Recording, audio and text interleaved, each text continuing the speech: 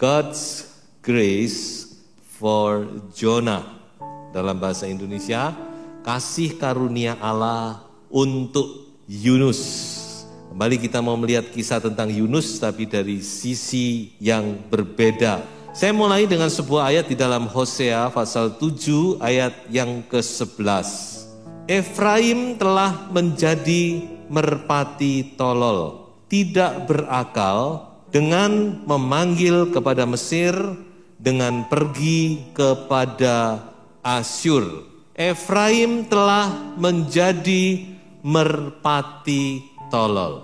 Kalau firman Tuhan yang bicara, ya kita harus terima. Kata tolol ini memang sedikit sarkastik, tapi ya itu yang firman Tuhan katakan. Siapa Efraim ini? Konteks daripada ayat ini, Efraim mewakili ke-10 suku dari kerajaan Israel. Ya, jadi kerajaan itu sudah pecah. Setelah Salomo kerajaan itu pecah. Utara namanya Israel, 10 suku. Selatan namanya kerajaan Yehuda. Cuma 2 suku saja. Jadi yang 10 suku ini diwakili dengan Efraim, suku yang paling besar. Kerajaan Israel. Jadi Tuhan berkata bahwa orang-orang Israel, umat Allah, seperti merpati yang tolol. Kurang cerdas, kalau mau bicara lebih lembut sedikit. Nah, saudara, kita harus akui bahwa seringkali kita ini juga demikian.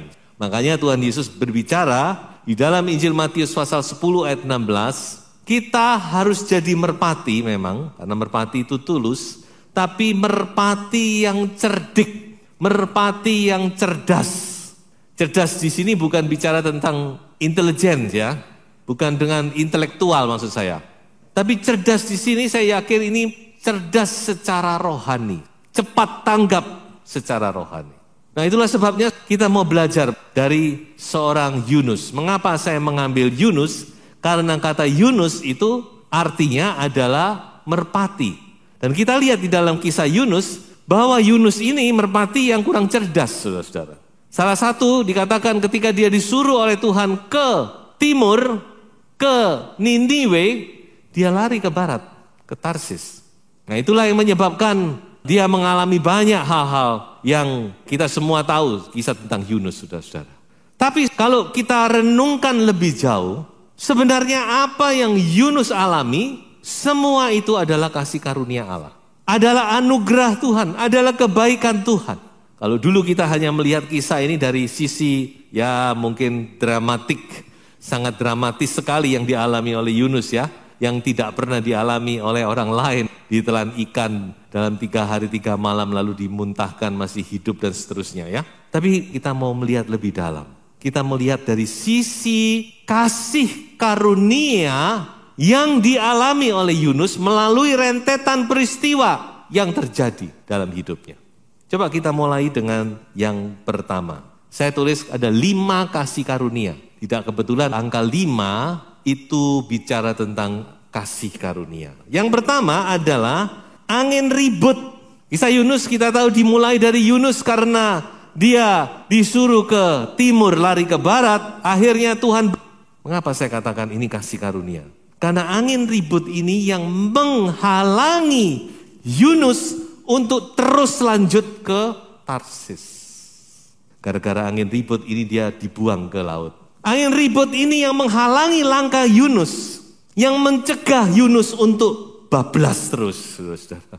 Kalau tidak ada angin ribut, maka Yunus pasti akan bablas ke Tarsis. Dan kita tidak tahu apa yang akan dialami di Tarsis. Tapi saya yakin apa yang melawan kehendak Tuhan itu pasti mendatangkan hal-hal yang tidak baik. Jadi sebenarnya angin ribut ini kasih karunia kalau kita merenungkan sejenak.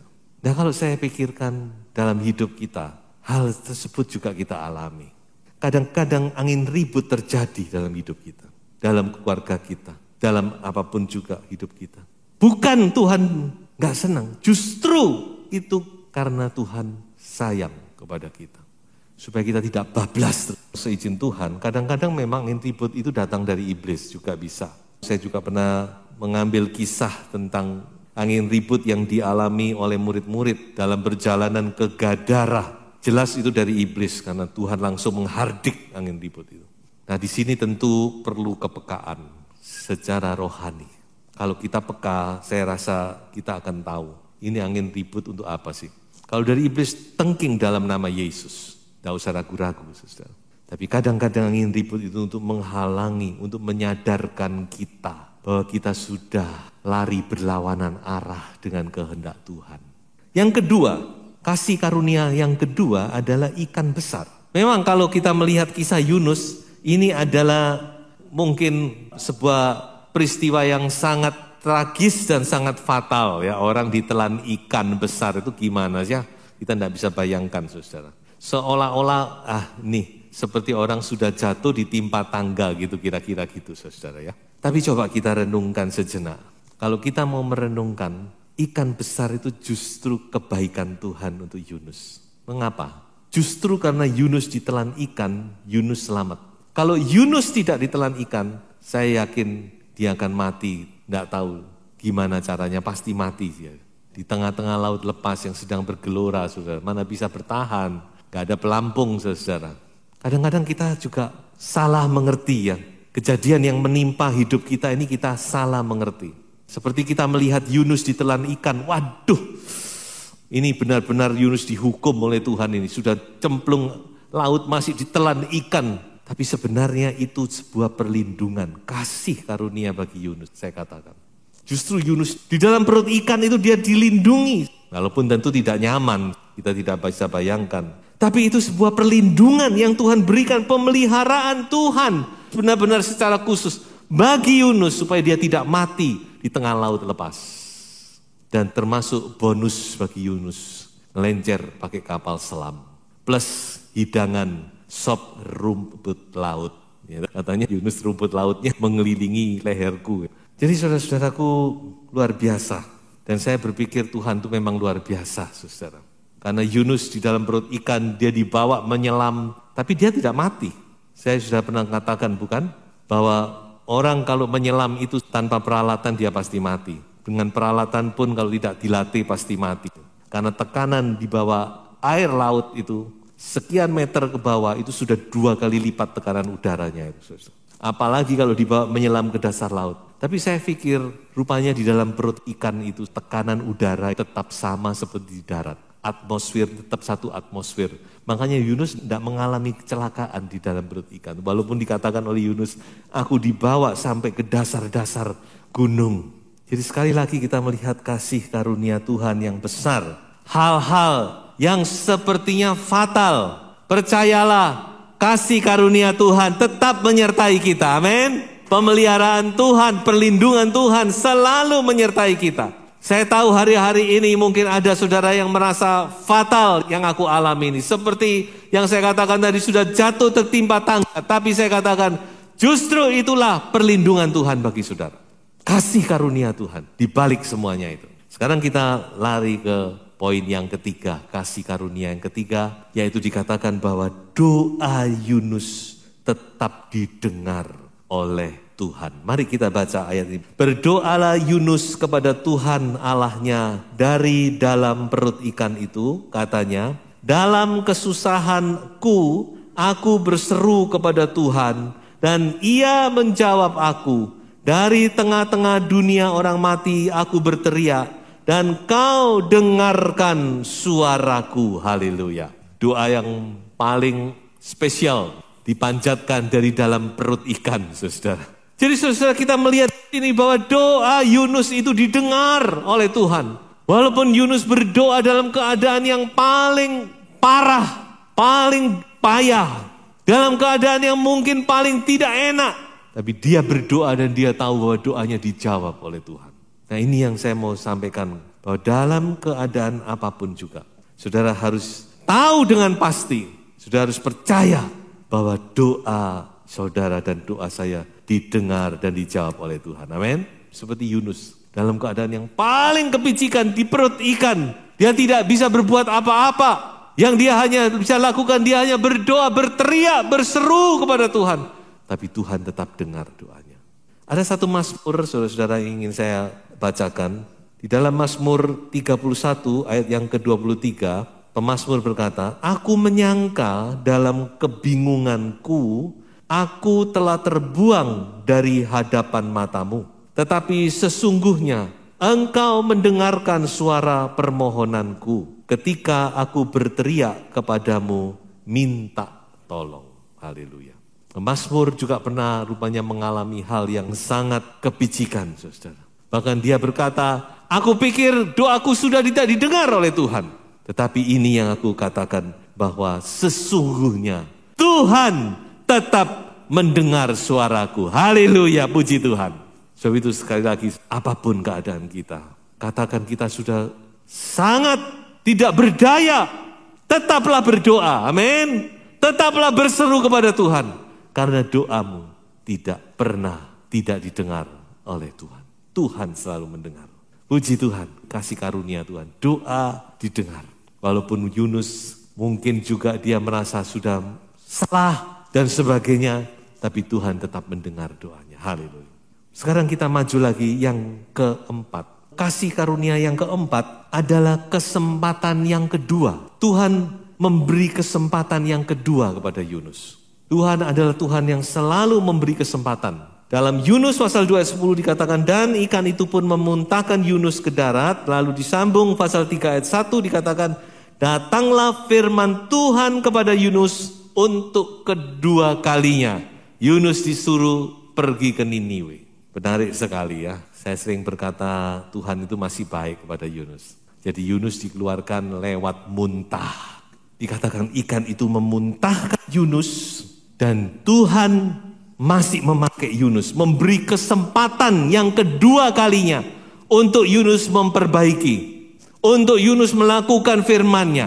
Dan kesempatan ini tidak disia-siakan oleh Yunus. Jadi Tuhan itu baik bukan? Sebab itu Tuhan itu selalu memberi kesempatan. Ayo, aku berikan kesempatan sekali lagi. Makanya kita harus menggunakan kesempatan ini dengan baik. Jangan seperti Raja Saul. Kalau sudah membaca Raja Saul, Saul gagal di 1 Samuel 13, kemudian di 1 Samuel 15 Tuhan kasih kesempatan yang kedua supaya Saul memperbaiki diri, gagal lagi. Akhirnya dikatakan Saul ditolak oleh Tuhan. Kita mau belajar. Walaupun mungkin kita pernah menyia-nyiakan kesempatan, tapi kalau kita diberi kesempatan, ayo kita lakukan dengan baik. Pada satu saat, di satu tempat, ada seorang anak Tuhan yang menderita sebuah penyakit. Dan rupanya memang penyakit ini sebuah teguran dari Tuhan. Karena ada salah dosa dalam hidupnya. Dan oleh kemurahan Tuhan, dia membaik. Setelah melalui perawatan membaik. Dan ketika dia membaik, ya dia senang.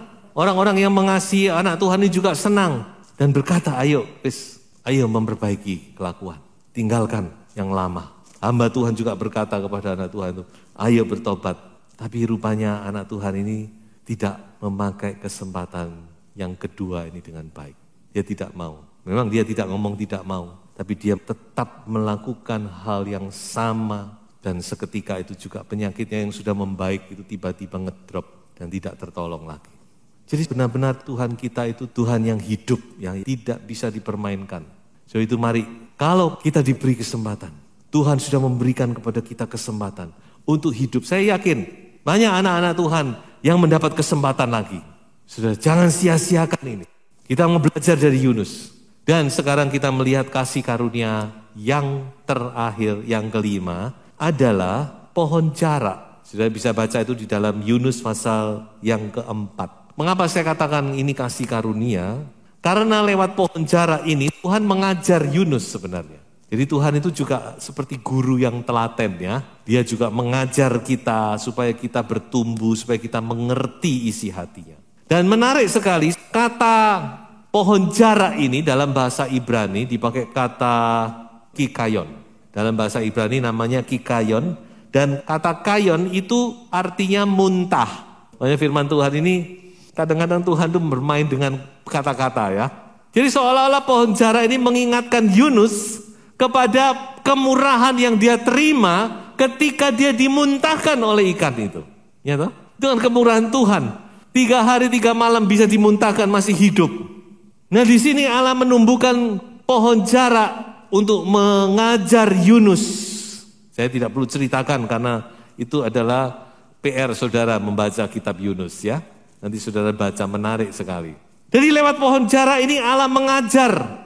Allah dengan hikmatnya, dengan kesabarannya, dengan panjang sabarnya, dia mengajar seorang hambanya untuk bertumbuh dalam pengenalan akan Tuhan. Apa yang perlu Yunus pelajari di sini adalah perkataan Yunus sendiri. Yunus sendiri ngomong, aku tahu bahwa engkau Allah yang pengasih, penyayang, panjang sabar dan berlimpah kasih setia. Dia tahu tapi dia tidak mengerti bahwa Tuhan itu memang panjang sabar. Untuk dia panjang sabar, orang Niniwe yang jahat pun Tuhan itu panjang sabar. Makanya Tuhan masih mau menyelamatkan orang Niniwe. Masih diberi kesempatan. Orang Niniwe juga mendapat kesempatan yang kedua untuk bertobat. Dan di sini Yunus harus belajar. Walaupun dia seorang nabi yang dipakai oleh Tuhan. Dia harus belajar, oh dia sekarang mengerti hati Tuhan. Bahwa memang Tuhan itu panjang sabar. Makanya Tuhan ingatkan Yunus dengan muntah yang pernah dia alami. Ingat Yunus, kamu juga pernah alami kemurahanku ketika kamu dimuntahkan dari ikan yang besar. Sekarang kamu harus belajar juga. Nah saudara-saudaraku, mari kita sebagai orang percaya kita juga menyadari bahwa dalam hidup kita ini saudara-saudara, apapun yang kita alami, kalau kita renungkan sejenak, semua itu adalah kasih karunia Tuhan. Amin. Karena Tuhan begitu baik. Tuhan murah kepada kita. So itu mari kita belajar untuk mengenal Dia. Kita mau belajar merespon kasih karunia Allah ini, saudara. Nah inilah yang saya berikan kesimpulan dari apa yang saya sampaikan ini, saudara-saudara. Kita harus menyadari betapa banyak kasih karunia yang sudah kita terima. Dan mari kita merespon kasih karunia ini dengan cerdas. Haleluya. Tuhan Yesus memberkati kita semuanya. Haleluya.